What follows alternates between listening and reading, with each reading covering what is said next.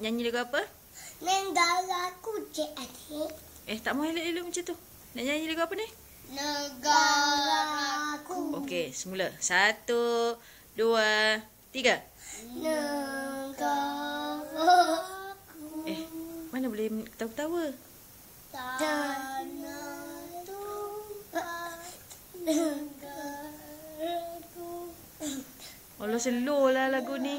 Hidup bersatu dan maju. Tak maulah macam ni. Jadi adik yang kena tangkap tau. Lagu negaraku tak boleh main-main. Okey. Tanah tumpah negaraku. Rakyat hidup bersatu dan maju. Rahmat bahagia Tuhan kurniakan,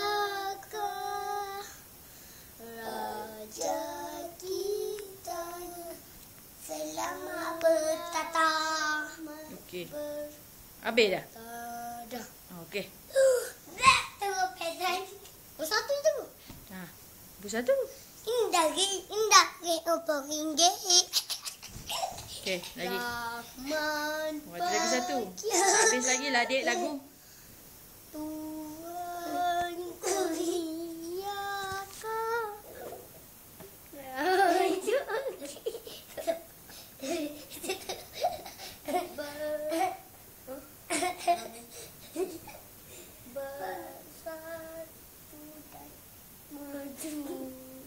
Bersatu dan maju.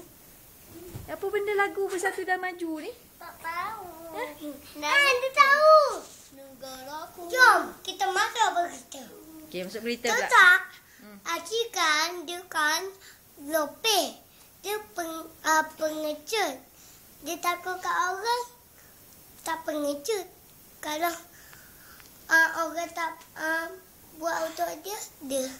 Kalau orang tak teman dia, dia suruh teman. Pengecut.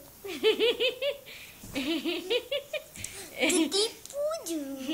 Nyonya cakap apa ni Nyonya? Mama nak tengok tu apa? Apa? Video. Ni dah video.